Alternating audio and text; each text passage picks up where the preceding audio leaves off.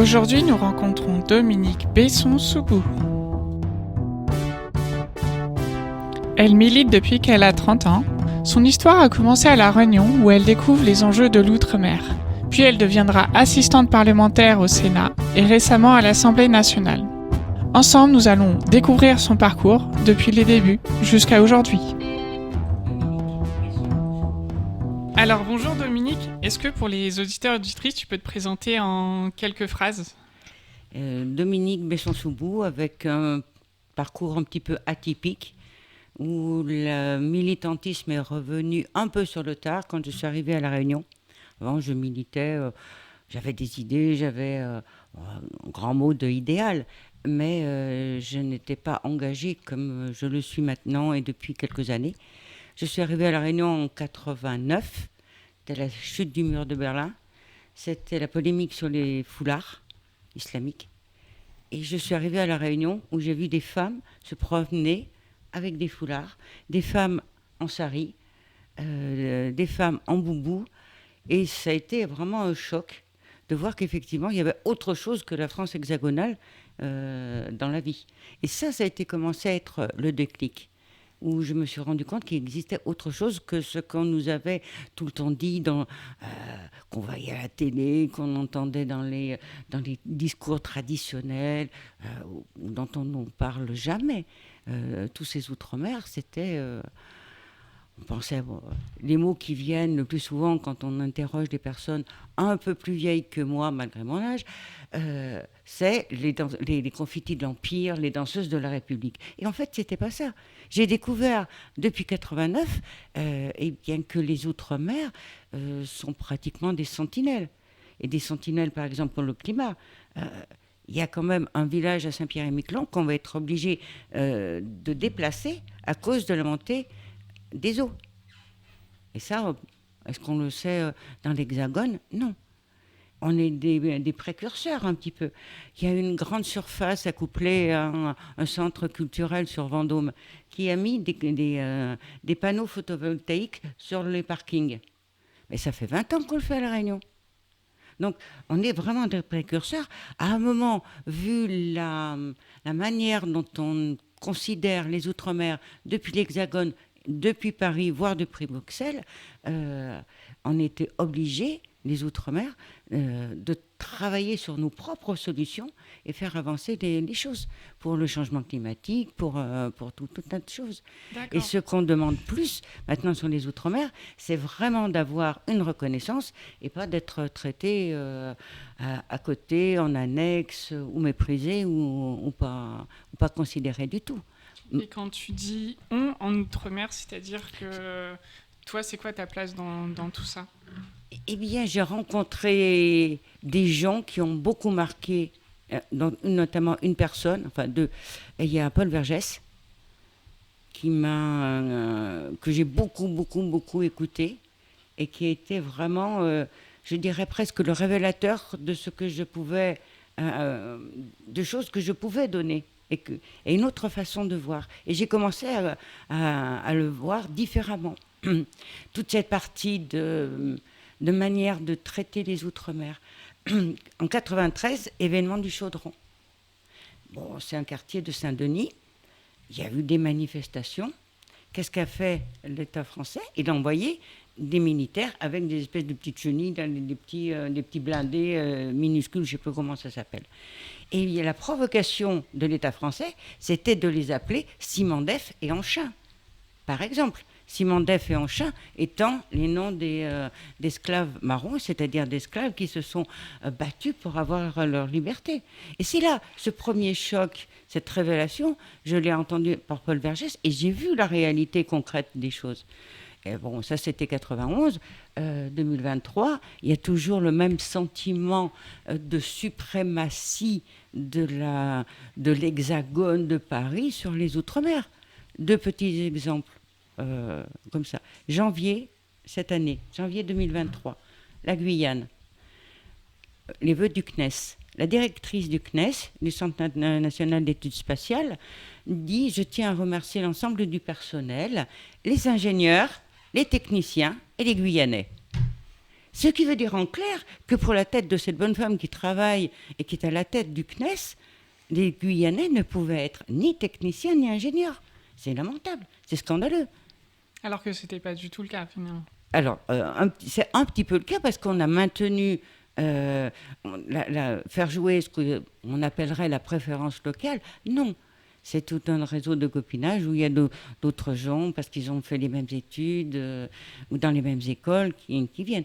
Mais non, les Guyanais commencent à avoir des postes de très haute responsabilité au CNES. Mais dans la tête de la directrice, les Guyanais ne peuvent être que des sous-fifres.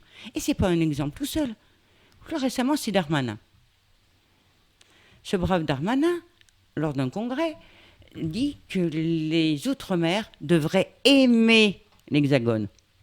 Déjà, le mot aimer, c'est quelque chose d'infantilisant, quelque chose de révoltant. C'est comme on aimerait que les parents, une certaine... Et pourquoi ? Parce que c'était l'Hexagone qui a aboli l'esclavage. Mais c'est d'une violence inouïe, cette affirmation. Ça veut dire que, grosso modo, pour Darmanin, toute la période de l'esclavage avec ces esclaves marrons n'a jamais existé. C'est-à-dire qu'il trace un trait, il efface totalement cette partie de l'histoire. Mais moi, ça me fait bouillir. Et c'est ça qui me fait réagir.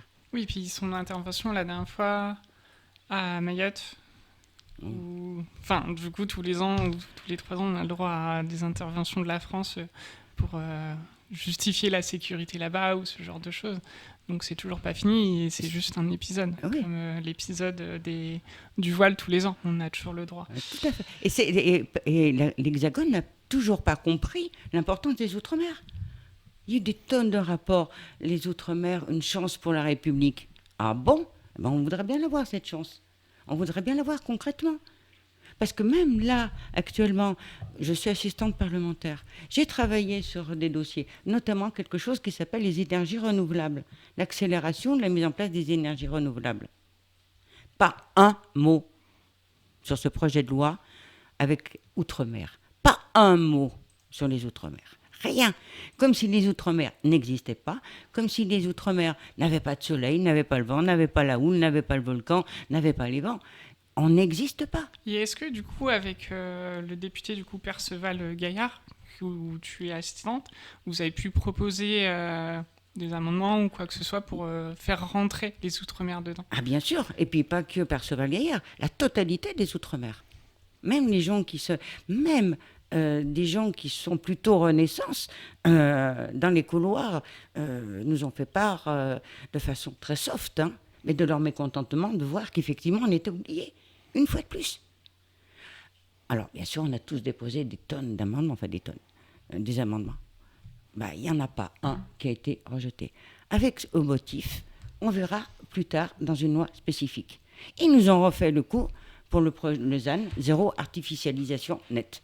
Pas un mot sur les Outre-mer. Pas un amendement retenu, tu veux dire ? Oui, pas un amendement retenu, aucun, rien. La réponse du gouvernement, c'était on verra après. Mais après quoi ? Du coup, sur les amendements en général, c'est qui vote pour et qui vote contre sur l'ensemble des partis ?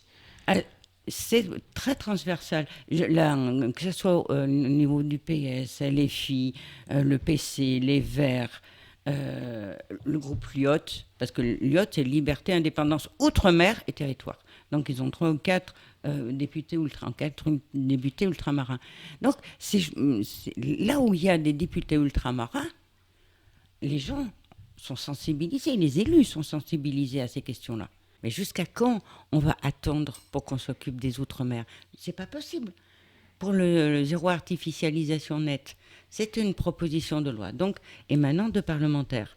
Donc on peut à la limite comprendre qu'il n'est pas pensé aux Outre-mer. On a quand même interrogé le ministre dans son audition en commission spéciale ZAN. Le ministre a répondu « Oui, les Outre-mer, quid des Outre-mer ? Nous ferons un article additionnel à cette proposition de loi pour mettre tout ce que vous voulez dedans. » Oui, ce qui se traduit, on verra plus tard et on le fera jamais. Pire.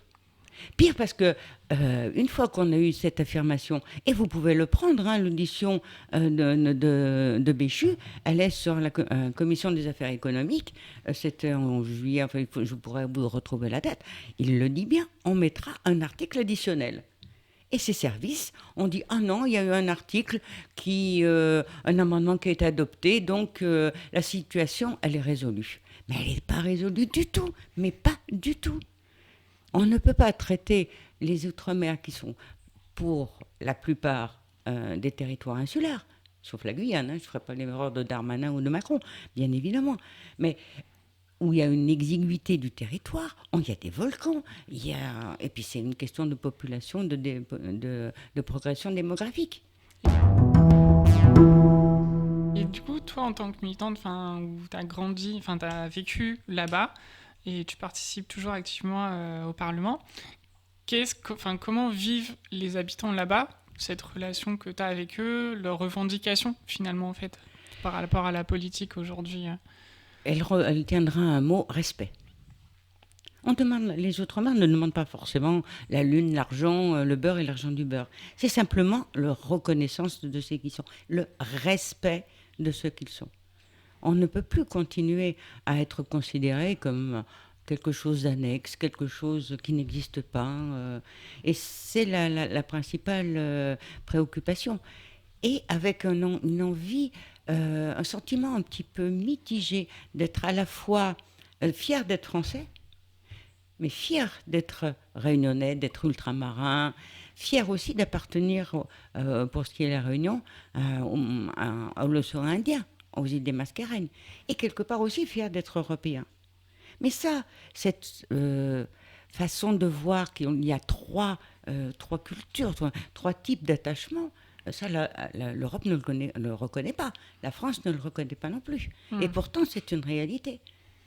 Et est-ce que, du coup, parmi tout ça, ces trois attaches que tu dis, il y a quand même des volontés d'indépendance qui sont présentes, ou il y a un discours qui existe là-bas? Alors, pour le coup, les situations sont extrêmement contrastées. Bon, les territoires du Pacifique, la Calédonie, un article tout seul dans la Constitution. C'est la Calédonie, tout le monde sait comment ça se passe. La Polynésie, Motai Brezerson, qui était député, qui était à la délégation aux Outre-mer, a été élu président de la Polynésie, et il est indépendantiste. Donc, ça commence à bouger de ce côté-là. Sur la Martinique, ça bouge aussi, quels que soient les indépendantistes ou les autonomistes, ils sont dans cette de voir autrement, de faire d'autres relations entre l'Hexagone et les Outre-mer. C'est beaucoup moins sensible en Guadeloupe, et ça l'est beaucoup moins à La Réunion. C'est un peu sensible en Guadeloupe, mais il y a encore des réticences. À La Réunion, il y a tellement de problèmes économiques graves que les gens sont frileux en se disant, si on devient autonomiste, et c'est la menace que brandit toujours la droite, vous voulez votre indépendance, eh bien débrouillez-vous tout seul, nous on ne vous donnera plus rien. Mais dans le même temps, la population est bien consciente qu'on nous impose des règles qui sont complètement stupides, mais d'une aberration économique et écologique fantastique. 2 exemples. La Guyane, c'est quand même pas très loin du Brésil. La viande bovine du Brésil, elle est estampillée, elle est aux normes européennes. La viande part du Brésil, par avion, arrive à Rungis, se fait débiter en petits morceaux et repart par avion débité pour être vendue en Guyane. Non mais, on marche sur la tête. Et ça fait des années que les Guyanais se battent sur ces choses-là. Oui, parce que ça influe en plus sur le prix, j'imagine. Sur le prix, et puis sur le bilan climatique. Alors, la non-reconnaissance de la France et des Outre-mer, au niveau européen et mondial, c'est une grande constante. Au moment de la signature et de la négociation des accords de partenariat économique, la suite de Cotonou, ça nous concernait, nous, les Outre-mer. La France a eu un strapontin. Donc, inutile de dire que les Outre-mer, on n'a pas eu le droit au chapitre.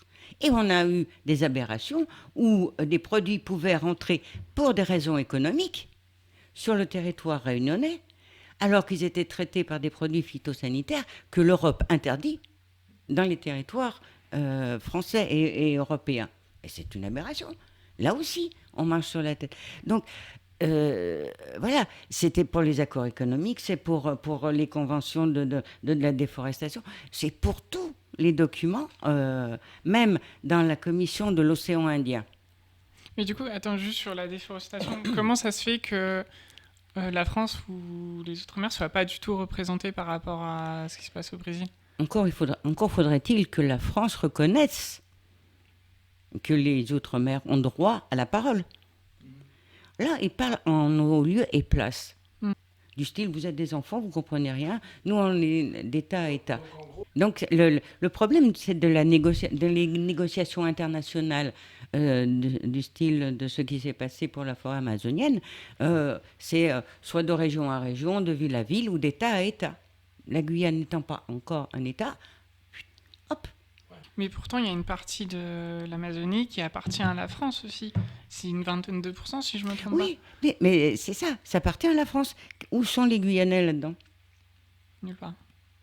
Où sont les Guyanais? Où est la France? Et le problème est à l'inverse. Quand il y a des conférences qui sont menées sur les peuples autochtones, la France ne vient jamais. Elle est invitée, mais elle ne vient pas. Ça ne la concerne pas. Elle n'a pas de population autochtone sur ces territoires. Du coup, en tant que militante et assistante parlementaire et sur les députés qui vous représentent, vous y allez, j'imagine quand même. Oui. C'est des choses que vous pouvez faire par rapport à votre position. Alors, pas forcément, les députés ne sont pas forcément invités dans toutes les réunions internationales. C'est une évidence. En revanche, dans tous les bassins, que ce soit l'océan Indien, le Pacifique ou l'Atlantique, les politiques ont des liens avec les responsables, les élus, présidents de la République, ministres des autres pays de la zone. Donc ce sont des contacts pratiquement informels, qui n'ont pas obligatoirement un statut juridique reconnu sur le plan international, mais il y a quand même des relations. Et il peut y avoir des accords,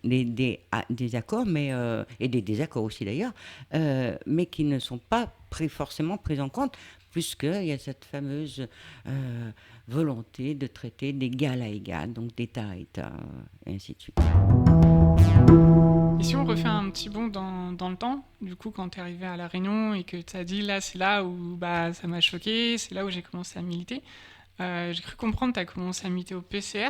Oui. Donc, qui était une branche spécifique du PCF. Du PC. Totalement déconnecté, oui. Ok, donc ils étaient totalement autonomes. Enfin, comment ça fonctionnait? Comment t'es rentrée dedans? Bien, je suis rentrée dedans. J'étais journaliste dans un quotidien. Et puis, il y a eu un petit souci. C'est une anecdote. Qui vaut son... Voilà. Il y a, justement pour les événements du Chaudron, il y a un artiste qui avait cru intelligent d'exposer des marmites fondues qui provenaient d'un entrepôt incendié. Et dans cet entrepôt incendié, on est sûr qu'il y avait des jeunes qui ont péri. Donc moi, j'ai trouvé ça très choquant. En tant que journaliste, j'ai fait son interview et... je l'ai un peu assaisonné. Donc le gars est arrivé dans le journal, il a poussé la porte, il est rentré dans le bureau du rédacteur en chef, il a bousculé le rédacteur en chef qui est tombé, le type lui a piqué ses chaussures, les a lacérées. Et le type est parti. Donc, c'était pas forcément très encourageant pour la suite de ma carrière dans ce journal, parce qu'il y avait quand même une certaine tension. Après, j'étais pour rien. Enfin, je serais à refaire, je le referais. Mais je ne pouvais plus tout à fait être journaliste. Et c'est par le journal, en conférence de presse, que j'ai rencontré Paul Vergès, que j'ai rencontré celui qui allait être mon mari, et qu'on a commencé à discuter, où ils m'ont expliqué beaucoup de choses et m'ont permis de voir les choses différemment. Ils t'ont formé aussi, du coup, j'imagine, à militer, à faire des formes d'action. Comment ça s'est passé au début? Alors, c'était un petit peu, ça n'a pas été. Je me suis retrouvée un petit peu dans le grand bain tout de suite. Je me suis retrouvée directrice de campagne, alors que juste là, les campagnes, c'était je collais des affiches et je mettais des tracts dans les boîtes aux lettres. Et je me trouve directrice de campagne. Il a fallu que j'assure. Donc, bon, ben voilà, dans un petit local qui faisait 20 mètres carrés, il y avait juste là, enfin peut-être un peu plus, une table de chaise, c'est tout, pas de toilette, pas de lavabo.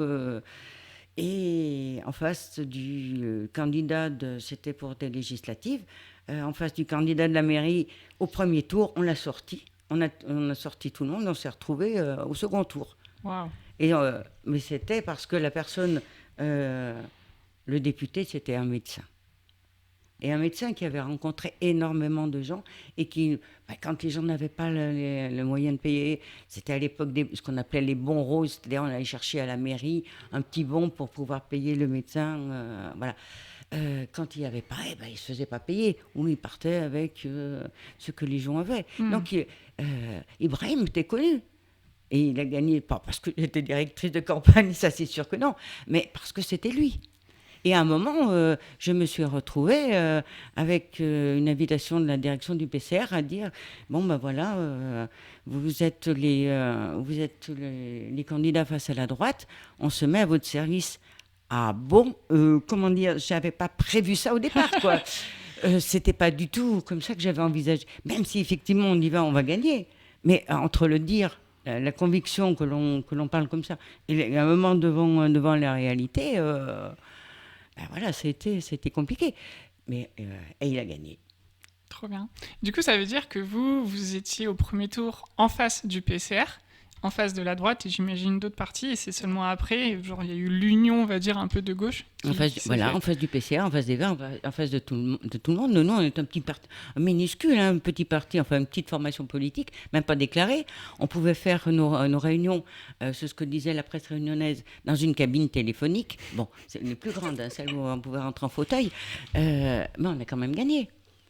Et c'était à partir de ce moment-là où ça a été un petit peu... Enfin, les relations ont été différentes. Puis comme j'avais réussi une première fois pour une campagne, on m'a proposé d'aller faire des campagnes ailleurs, de travailler dans différentes communes pour des élections municipales ou pour des législatives. Et c'est un peu après aussi où tu es devenue assistante parlementaire du sénateur Paul Vergès. Oui, bien. Enfin, ça a été enfin, j'ai commencé à faire des campagnes comme ça par conviction.